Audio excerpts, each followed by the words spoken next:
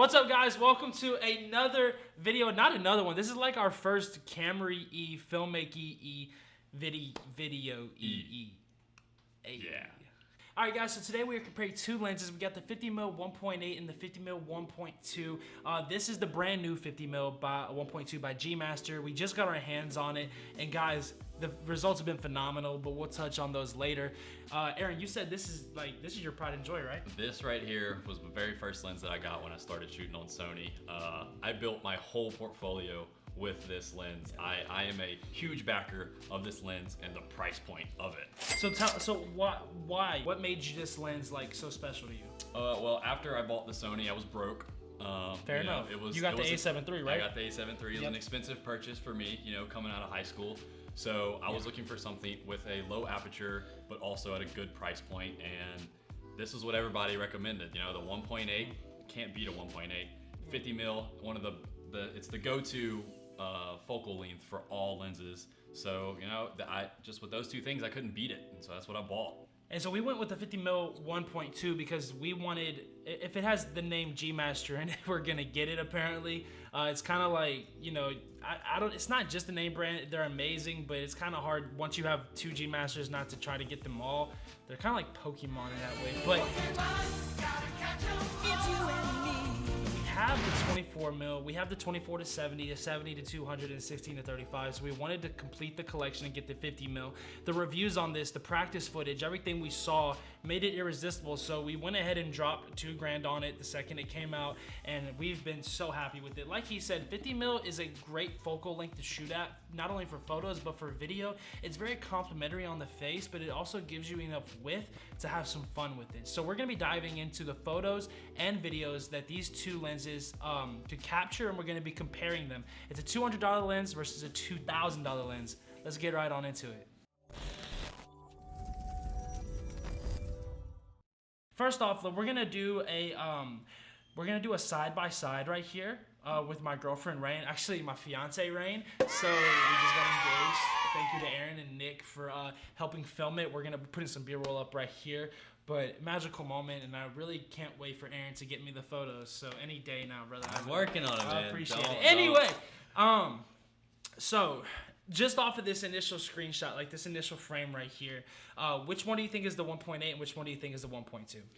I mean, it's kind of hard to tell. I know one of them, she is closer, so the bokeh is way more in one of them. Yeah. So I don't know. I think we need to play it and just play it out through, and then we can see which is which. No, I'm gonna say this while we're playing it. So we went out towards golden hour about 20 minutes before golden hour happened, and we just put these lenses to the test. And so you might see a little discrepancy in the ISO and in the settings. This is color graded on S-Log3. I use Premiere Pro, so it's nothing special. It's a quick color grade, but it got the job done. So if we watch it, it's also shot in 60 frames per second and slowed down. So you'll see the one on the right, that focus is so consistent and it's not moving even though we're moving the camera. It kind of seems like the one on the left, you falters just a tad bit, like in terms of like the movement going up and down. The one on the right. And when you get close to that, go back to where it was super close to 1 second. To her. So we're talking the one on the right or one on the left?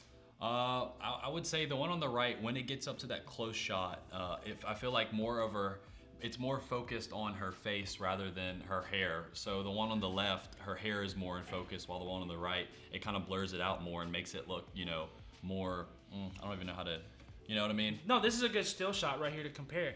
So you're getting obviously a difference, and who would have thought there was a drastic difference between a 1.8 and a 1.2, right? Yeah, it's crazy. You're right. You're getting some fuzziness around even her hair. It looks very dreamy. Whereas with the 1.8, which mind you might not want to go all the way down to 1.2, but with the 1.8, you are getting her more in focus overall. But one thing that I found with using the 1.2 versus the 1.8 is that the 1.2 was much more consistent with the focus. Like it would focus like this. When you use that alongside the A7S3, you're looking at an incredible image that's also very user friendly. Versus when you have the 1.8, granted it's very cheap and it looks amazing. Like this looks amazing. Yes, for a $200 lens, this is incredible. But it did struggle a little bit with catching focus, and that is something that as you grow, I mean, you might want want to look into improving. But again, if you're starting off as a videographer, that is an incredible look. Yeah. Bring that to a wedding, bring that to an engagement shoot, and you're going to turn some heads with it. Let's go on to another side-by-side that we made, just to give you a little bit more of a comparison as she's walking so you can kind of see it. So right here, she's walking, and like, dude, honestly, blind eye, that's 1.8 looks incredible. Right It's so hard to tell. So the 1.8 would be on the left side, correct? Yeah, the 1.8. That is the 1.8. That is. Yeah. It is looking at the two clips. It is extremely hard to tell what Yeah. is what. Now, when it comes to autofocus, we didn't do that many autofocus Right. tests. Like, we didn't have somebody come in frame real quick. I know with video, autofocus is super important. With photography, depending on what type of photographer you're doing, you can differ from having fast autofocus or not. But Sony's autofocus in general is extremely fast. It's one of the fastest. So if you take that in consideration, a lens like this still works really well. Yeah. And I think that, I don't know, I want to geek out over the 1.2 for a second though, Yeah. because the 1.8 looks great, but this is like a dream world. Like It the is, it bokeh, is. the bokeh on the 1.2, like that is insane. Just she looks like she's in the sea right now. Like you can't it's incredible. You can't even see the bridge. No. You can't even see the bridge that's right there. That's how bokeh out. You can't even tell where she is. It's just it's very whimsical may not be the word for it, but it's almost like you're in a fantasy. But I gotta give kudos to the 1.8 because for literally almost $2,000 less, you're getting an image that can compete with it. Yeah. And so for any filmmakers out there that are looking to get going, I wouldn't blame you for getting this one. So I just wanted to show you guys some of the test footage we got with the 1.2 in case you were looking for more of a review. Like I said, that focus is incredible and it never breathes. I hate focus breathing when things go in and out of focus, and this is such a consistent image right here. And also a beautiful subject. That's my fiance, and that feels really good to say. But I gotta be honest with you guys, like this 1.2 has not disappointed in the slightest. It just looks, it looks like a fantasy. And so even you getting that little twinkle of light that's blurred out and things like that, like that's just a good image right there. I probably could have done a little bit better color grading the skin tones on that one, but overall, this lens is a 10 out of 10 for me, and I would love to know what you guys think down in the comments below. But if we zoom forward just a little bit more, you can tell that right here, we have the 1.8 now, and you can tell it's the 1.8 because you can make out the shape of the bridge. Yeah. But the focus is still pulling on her. The focus is still doing well. It's not breathing. I don't know if I would trust this in an epic B-roll kind of shoot like I do with like food and beverage shoots, kind of like I did with Bayou boards. But I will say that with this lens, I would totally trust it in a wedding setting. That 1.8 still handles itself very well. It's crazy how much like 0.6, 0.6 makes that big of a difference. But look at that shot right there. And that's with the 1.8? twinkly lights. That's with the 1.8. Yeah, that it's crazy. It still blows my mind that for $200 you can get that. 100%. Yep. Let's go look at the photos. Let's go now. look on the photos. Y'all So let us know down in the comments below what lens you liked more for its price point, in terms of like video. I want to hear from the filmmakers, and now we're gonna go to the photographers. So with the photos, I took all these photos, and what I did with the photos was I took a photo with the 1.2, and then instantly I made our beautiful subject, by the way. And again, congratulations on that. What you mean beautiful? What you trying to get into? So congratulations on that. Give me my photos. With I'm not playing. what I did was the 1.2. I'm playing. I'm just messing. The 1.2, I took a picture with it, and as soon as I did that, the subject stayed in the exact same place. I took off the 1.2 and I put the 1.8 on it, and I did the exact same settings. And he's seen these pictures, but he doesn't know what's the 1.2. I've only seen one. and what's the 1.8. And so his reaction would be just you like want me yours. to guess which yes, one's I want which? y'all to guess. All right, bet. I want the viewers to also guess. This is gonna be a what little they bit think is harder what. because photography is very well. I'm not a photographer, so correct me if I'm wrong, but it's shoot and go. It's not like run and go, right? It's like stationary. Yeah. You don't have to you don't have to rely a lot on Depending focus, but breathing. on this subject with this shoot, yes, you don't have to worry about the autofocus messing up because But if you were doing like sports or something, if I was doing sports or car photography of them moving, yeah, the autofocus is super important. got you. So here we go. Let's pull these up. All right, let's go with the first one. Let's see. Okay. Hold up. All right, so this is the first one. Okay, so initially, it's hard to see the difference in bokeh, but I'm fairly confident that the one on the left is the 1.2.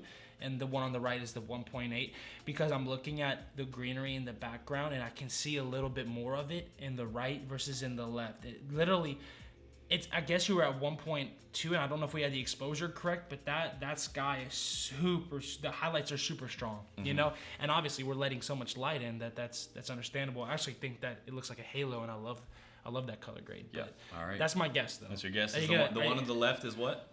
1.2. Is the 1.2. Are you gonna tell me? Yeah. Yeah. There we Okay. go. So Oh, you the one made on like the a little left. PowerPoint. Okay. The one on the left is the 1.2. Okay. And the one on the right Shout out is to the 1.8. Microsoft. Okay. So Yeah. you were right about that. All right. On to the next one. All right. But again, the fact that like it's comparable like that, the 1.8, that's a beautiful image, but Yep. the 1.2 probably took the cake a little bit more in that grade. Okay, so this one, man, this looks like it was shot at 2 different focal lengths. The same focal length. Isn't that? It's weird the way the back. different angle, slightly Yeah. different angle. Oh boy, yeah, the bridge isn't in this one, so no, it doesn't look like a different focal length. I was just looking at the land. This in the one's harder to background. tell because there's not as much things in the background to give off. I'm fairly so. And another good thing is that even though these are very tight, like very low aperture settings, or I forget the term. If aperture is low, that means there's a lot of bokeh, etc. All I know is the f-stop is very low on this one, but she's still in focus, and that's awesome. Like these cameras did an amazing job. Yep. The A7S3 is just a wonderful camera, and so is the A7 III, which you took these photos on. I'm still gonna have to think though that the one on the right is the 1.2, because again I'm relying on bokeh, and it looks like the water looks a bit more dreamy and a bit more. I guess the word for it is just higher quality. Like this just looks like a higher quality image on the right. Yeah. All right. Well, let's see. Yeah. So the one on the right is the 1.2. Yeah, and let's look at the water. Like it's weird to look at it, but the water looks like. Yeah, it does. It looks. Yeah. I can understand that. When you look at it, you know, if you stare at them for a very, very long time, then you'll be able to tell. But at first glance, it's so hard to tell which is which. I think Rand would be very proud of the 1.8. Like if you paid money for the 1.8, like as a client. Yeah, I think they'd be insanely happy with it. Yeah, don't feel. And the thing is, you know, the lenses, you know, and the camera make a big difference in your photography. But if you're confident in yourself and you know your settings and you're really good at your post-production, don't be afraid to charge a price of a professional photographer if that's what you think you are. You know, especially if you're producing images. I don't say my images are the best, but if you're producing images that people like, don't be scared to charge this higher price, even if you have equipment that isn't up to par with other people.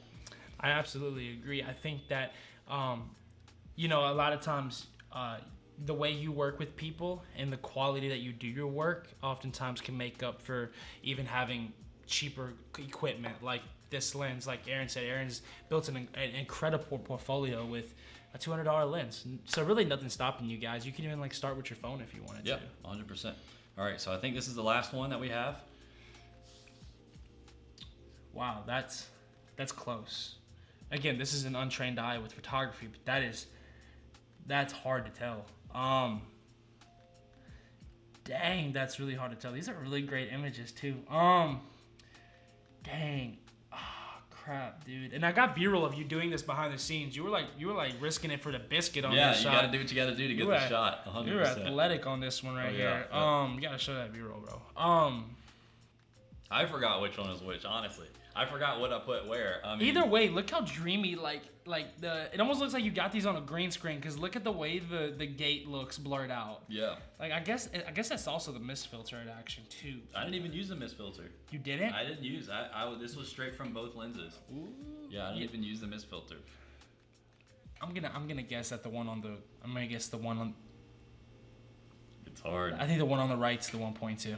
The one on the right is the 1.2. Yeah, I'm gonna go with the one on the right. Y'all let us know down in the comments below which one y'all think. I got them all right or not. All right. Yeah. So you're right. The one on the right is the 1.2, and the one on the It was left close is though. the I was really judging. It makes you think. It yeah. really made you think, especially because with the 1.8 one, I got a little closer, so the background was more blurred because I was closer to the subject, which kind of probably messed you up a little bit. So yeah, that was the pictures. Again, both lenses performed amazing. Now, if I had to choose between the two, if I had the option, no money involved or nothing, I'm gonna choose the 1.2 as a photographer because it's a beast of a lens. The autofocus is amazing. Yeah. And I feel like everything with it, it's a G-Master. You know, Yeah. as a Sony user, you got to go G-Master if you have the option to.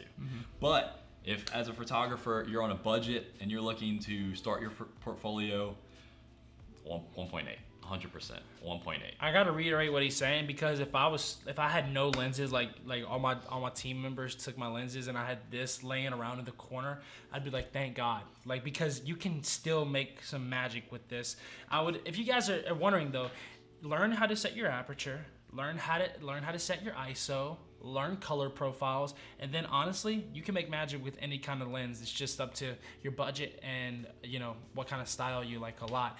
But if I had this lens laying around and I had to use it, I'd feel more than comfortable with it, because after this project I realized it does really good. It does really good. I trust G-Master. I trust the reliability. And honestly, they're my go-to. So this and the 24mm, both prime lenses, they're my absolute favorites. So for video, they're my go-tos. But this I want to call it a pancake lens because it's similar to the Canon 50mm, I think. But again, it just looks like a pancake, I guess, in a way, like the little thingy thing. But the point is, both the lenses did very well. I'm also going with the 1.2. But y'all let us know down in the comments below what you thought. How do you think about our review? Drop a like, guys, if you enjoyed the video. Subscribe. Comment down below what other kind of comparisons you'd like us to make. We have a slew of other videos we want to make, and we have some really cool ones coming out. And if you're coming from my other channel, I appreciate you guys staying around and supporting me on this new journey. And yeah, it's gonna be a lot of fun.